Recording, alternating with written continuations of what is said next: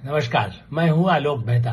एचएसआई में आपका स्वागत है। हमारा अनुरोध है कि आप एचएसआई देखें, लाइक करें, सब्सक्राइब करें, मित्रों को, ग्रुप्स को फॉरवर्ड करें और उनसे भी आग्रह करें कि वे भी सब्सक्राइब करें ताकि अधिकाधिक दर्शकों तक नियमित रूप से हमारी बात पहुंचे।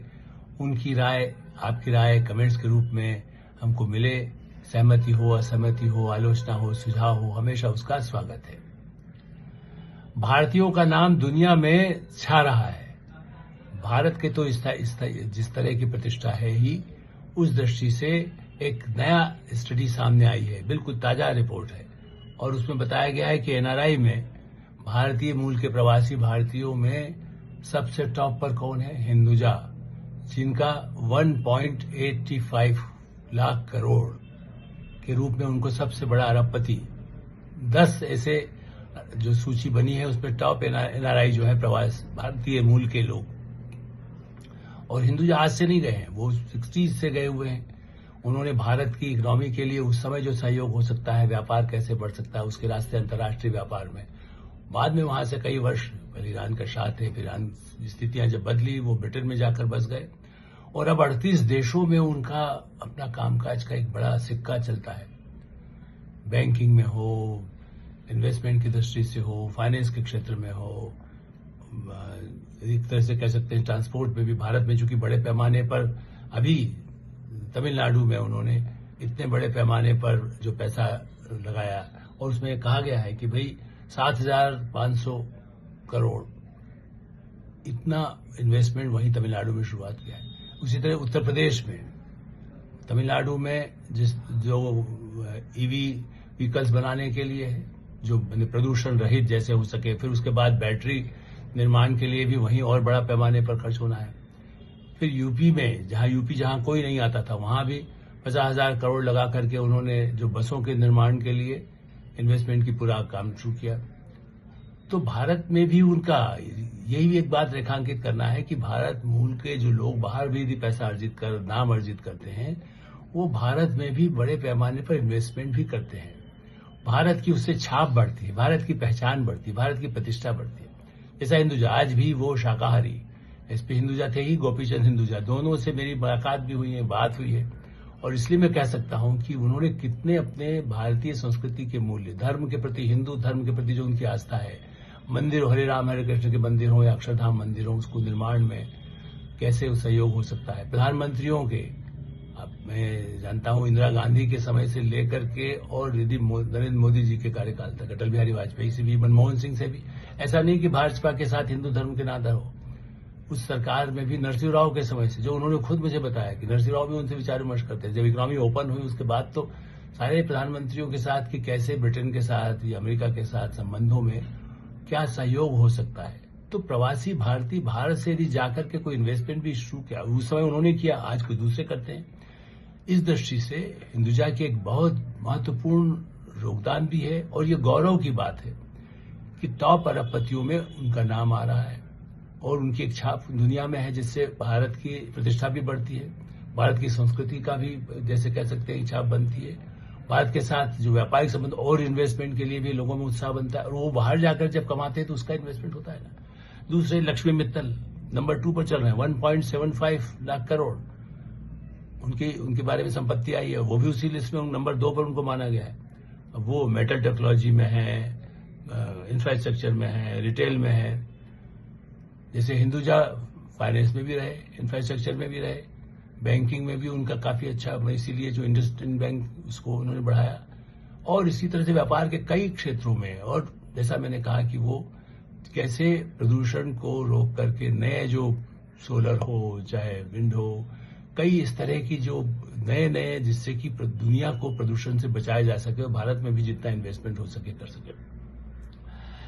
ये जो मैंने आप इसलिए कहा कि अनिल अग्रवाल हैं, मेटल में जिनका इतना बड़ा नाम है, वो टॉप उनमें भी उनका नाम माना जाता है। वेदांता 80,000 करोड़, मतलब जिस तरह से वो इन्वेस्टमेंट भारत में उन्होंने करने की बात कही और उन्होंने तो बहुत कुछ भारत के लिए दान करने का भी अनिल अग्रवाल ने अनाउंस किया हुआ है कि यहाँ की शिक्षा के क्षेत्र में क्या काम हो सकता है, उस संपत्ति में भी अपने देने की दिया।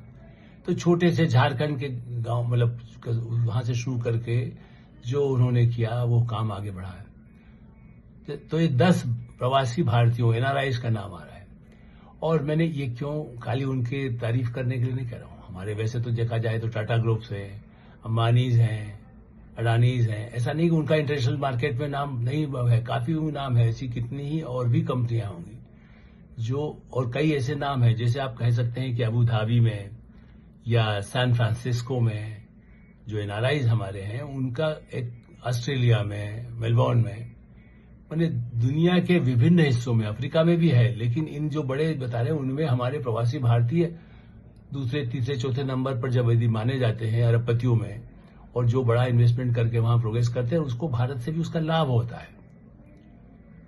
और अब आप सुनिए कि क्यों मैंने इस बात को उठाया कि प्रवासी भारतीयों की भूमिका, क्योंकि आजकल और पिछले कुछ समय से बढ़ा गया है साहब। देखिए, पिछले साल में 2 लाख लोग भारत से जाकर के विदेशों में काम करने लगे या उन्होंने अपनी नागरिकता की बदली। अब ये सवाल है कि नागरिकता आप विदेश में, ये ठीक है कि हिंदुजा चाहे न चाहे, मतलब वो मान लीजिए वो वहां का नागरिक न बने, भारत के नागरिक भी बने रहे, तब वहां जहां ड्यूअल में सिटीजनशिप है वहां हो सकता है। और कई लोग यदि चाहें कि भारत की सिटीजनशिप बनी रहे तो कोई दिक्कत ही नहीं, भारत तो उसे स्वीकार नहीं करता, भारत में नहीं अलाउ है, इसलिए वो लोग फिर वहीं के माने जाते हैं। तो इस दृष्टि से मेरा ऐसा मानना है कि जो बाहर जा रहा है इसका मतलब वो भारत के प्रति उसकी लाइकिंग खत्म हो गई या भारत का मोह नहीं खत्म हो गया, पासपोर्ट ही बदल के खाली उससे जो सुविधाएं हैं वहां बिजनेस करने के लिए भारत से जड़ी से। आप देखिए क्यों नरेंद्र मोदी प्रधानमंत्री जब जाते हैं तो प्रवासी भारतीयों के बीच में सबसे अधिक लोकप्रिय माने जाते हैं, कितने जय जयकार होती है। मैंने लोग ब्रिटेन, अमेरिका, ऑस्ट्रेलिया, कई और देशों में लोग चाहते हैं कि उस जिस पार्टी का समर्थन हमको मिल सके, हमें जनता का समर्थन मिल सके, वो पार्टियां, उनके नेता, राष्ट्रपति, मतलब ट्रम्प के लिए लोग साहब ट्रम्प के वोट के लिए कह दिया था। वो तो कहीं आप जा रहे हैं, उन्होंने कहा कि ठीक है हमारा मित्र हैं हम, तो कह दिया आप इनको करिए। नहीं, ओबामा के साथ कम संबंध थे क्या है? ब्रिटेन में यदि सुनक के साथ संबंध है तो उसके पहले के प्रधानमंत्रियों के साथ भारत के संबंध नहीं रहे क्या? तो ये ठीक है कि भारतीय मूल के लोग प्रधानमंत्री बनने की स्थिति में आ गए, ये भी एक प्रमाण है ब्रिटेन में मिला, जो बहुत ही कम, जो रेसिस्ट माना जाता रहा, नक्सलवादी यदि उसमें कहे। तो मैं अभी उनकी तो बात कर ही रहा हूँ टेक्नोलॉजी में। और इसके कारण जिन लोगों ने, या मान लीजिए इतने 10 वर्षों में साहब जो है 10 लाख लोगों ने बदल दिया, 1 अरब 40 करोड़, 140 करोड़ की जहां आबादी है, उसमें से यदि 2 लाख 10 लाख लोग यदि विदेशों में जाकर के अपना झंडा गर्वबंद करते हैं, तिरंगा जला करके, और अपना पैसा वहां भी लगाते हैं ताकि भारत में फिर आकर के फिर और काम कर सकें, भारत के लोगों को वहां भी जॉब देते हैं, वहां के लोगों को जॉब देते हैं, और भारत के ट्रेड को भी बढ़ाते हैं, या भारत का नाम बढ़ाते, टेक्नोलॉजी में मान लो नौकरी करने गए तो नौकरी में भी आपको कई जगह ऐसी सुविधाएं होती है। आपको यदि आपको ऐसी नौकरी भी है तबादला, मैंने जिसमें आप कह सकते हैं कि आपको एक कंट्री से दूसरे कंट्री भी जाना है या ट्रेवल करना है यूरोप में, अमेरिका में, तो बड़े ऐसे देशों के, ब्रिटेन, अमेरिका के या और कई देशों में जहां ऐसी सुविधाएं हैं, यूरोप के देशों को, अमेरिका यदि ट्रेवल करना है तो दिक्कत नहीं होती, उनको गल्फ में करना है तो दिक्कत नहीं होती है, ताकि वो जिस समय चाहे, आज रात को फ्लाइट पकड़ना है अगले दिन वो जा सकते हैं। तो नौकरी पेशा लोग, बिजनेस करने वाले लोग, या जिनको और सुविधाओं की आवश्यकता होती, इसलिए वो पासपोर्ट, लेकिन भारतीय जड़ और भारत के हितों के प्रति वो उपेक्षा करके वो देश छोड़ गए। पासपोर्ट बदलना से उनके भारत की जड़ से हटना नहीं भारत सरकार या भारत से संबंध मोह तोड़ देना है। ये कह सकते हैं कि ठीक है यहाँ उसको 1 करोड़ का जॉब मिल रहा है, वो 5 करोड़ का, 2 करोड़ का जॉब वहां, लेकिन जब इकोनॉमी में देखते हैं तो उसमें से वही पैसा बचा करके वो अपने घर परिवार, कोई संपत्ति बनाने के लिए, इन्वेस्टमेंट के लिए भारत में करता है कुछ, या जो वो ठीक है, वो कुछ लोग ऐसे हुए जो वहीं बस गए, वहीं रहने लगे, वहां के इकोनॉमी में, और वहां के उनके, ये भी सही है कि वो देश के यदि नागरिक हो गए तो वो उस देश के हितों की, उसकी प्रतिष्ठा का काम करते हैं, लेकिन वो भारत विरोधी हो गए इसलिए उन्होंने बदल दिया। उसके जो कई कारण, आप शिक्षा के क्षेत्र में पढ़ाई करने के लिए गए, स्कॉलर है, आपको यदि और आगे से आगे पढ़ाई करना है, एकेडमिक क्षेत्र में यदि वहां एक जगह प्रोफेसर हुए, आप न्यूयॉर्क में पढ़ा रहे हैं, फिर लंदन में भी आके कैम्ब्रिज, हार्वर्ड में आपको काम करना है, किसी और जगह जाकर के कैम्ब्रिज, ऑक्सफोर्ड में करना है, या फिर हार्वर्ड जाना है, तो अमेरिका यदि जाना है तो आप उस हिसाब से कर सकते हैं। तो ये कई ऐसे क्षेत्र है, फाइनेंस का क्षेत्र है, शिक्षा का क्षेत्र है, कम्युनिकेशन का क्षेत्र है, टेक्नोलॉजी में खास करके साइंटिस्ट की कितनी जरूरत होती है, आप ये देखिए उस दृष्टि से, और बिजनेस तो है ही।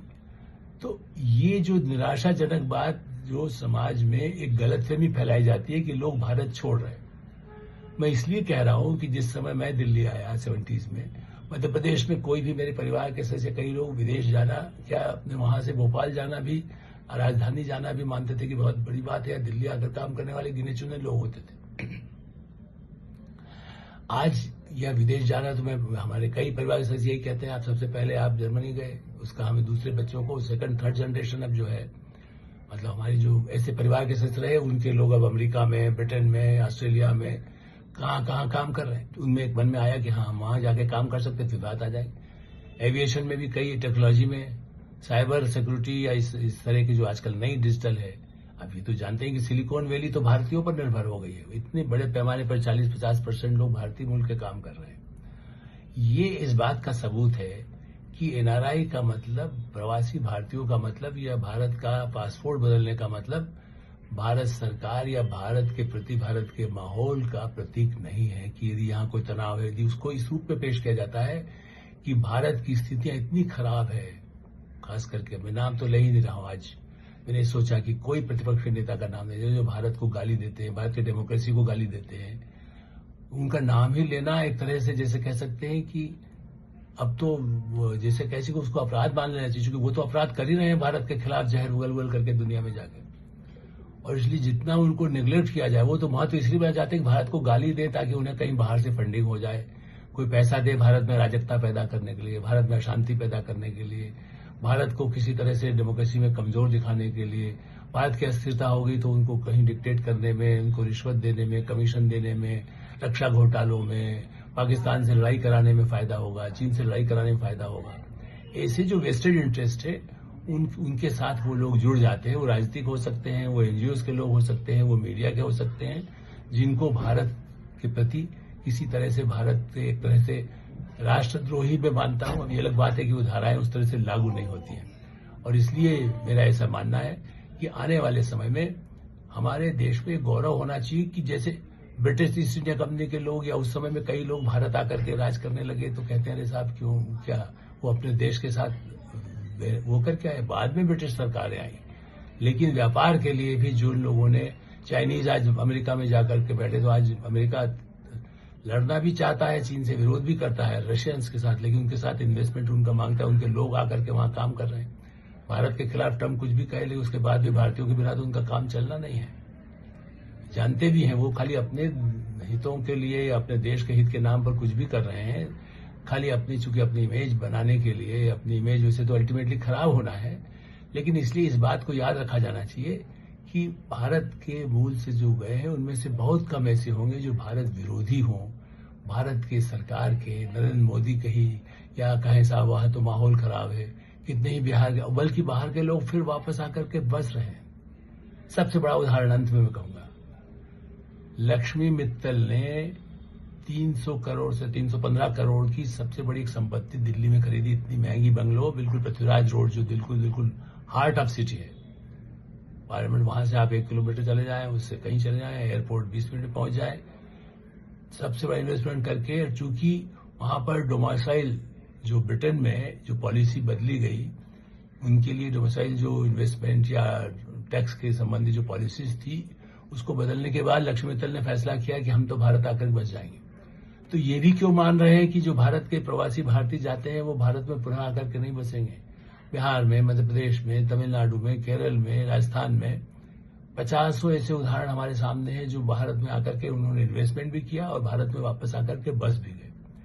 तो निराश न होइए, रावण पर तो विजय पाना है, दिवाली और लक्ष्मी की पूजा करना है, लेकिन सरस्वती की पूजा करके जो योग्य होते हैं और लक्ष्मी की पूजा करके जो व्यापार करते हैं, तो शिक्षा और स्वास्थ्य, हेल्थ केयर में हमारे डॉक्टर्स, हमारे इंजीनियर, जैसा मैंने कहा सॉफ्टवेयर तो है ही, लेकिन हेल्थ केयर में भी जितना बड़ा नाम और जितनी आज भी आवश्यकता लोग मांग रहे हैं, आयुर्वेद में, एलोपैथी में, उससे भी अधिक आयुर्वेद में और प्राकृतिक चिकित्सा में भी। मैंने पहले भी उल्लेख किया कि आदि किंग चार्ल्स भी अपनी पत्नी का इलाज कराना है और प्राकृतिक चिकित्सा से तो वो बंगलोर आकर के कर रहे 2 साल से बराबर आए। उनको यदि वैसी सुविधा वो किसी और देश में भी या ब्रिटेन में नहीं उपलब्ध करा सकते थे, लेकिन नहीं, भारत में आकर कराना है। तो हेल्थ केयर में भारत अग्रणी होता जा रहा है। पुरानी एलोपैथी से अधिक उन्हें अब भारत की चिकित्सा पद्धति, भारत के अध्यात्म, भारत की संस्कृति और भारत की स्थिरता, भारत की एकता, भारत की शक्ति, सिंदूर ऑपरेशन के बाद शक्ति का भी एहसास हुआ है, सामरिक शक्ति का भी। इसका सम्मान दुनिया में हो रहा है। इसलिए जो प्रवासी भारतीय बाहर हैं वो अरबपति हैं, तब भी गौरव बढ़ा रहे हैं, और जो जा रहे हैं वो भी गौरव बढ़ाकर भारत के हितों की रक्षा कर रहे हैं। कागज बदलने से उनको पास तो है, वो जिस दिन चाहे आए। हमारे यहाँ तो OCI वाला कार्ड की सुविधा है। जो प्रवासी भारतीय रहता है उसके पास कार्ड है, उसको तो वीसा लेके थोड़ी भारत आना है। तो ये भी गलतफहमी है कि साहब भारत के प्रति उनकी नाराजगी इसलिए छोड़ने जा रहे हैं। भारत के प्रति उनका प्यार है, रहेगा। आप भी ये विश्वास रखिए और भारत का झंडा बुलंद होते हुए देखते रहिए। HSI में हम यही विराम देते हैं। आप HSI देखते रहें, लाइक करें, सब्सक्राइब करें, मित्रों को उसको फॉरवर्ड करें, और आपकी कोई राय हो तो हमें अवश्य अवगत कराएं। धन्यवाद, नमस्कार।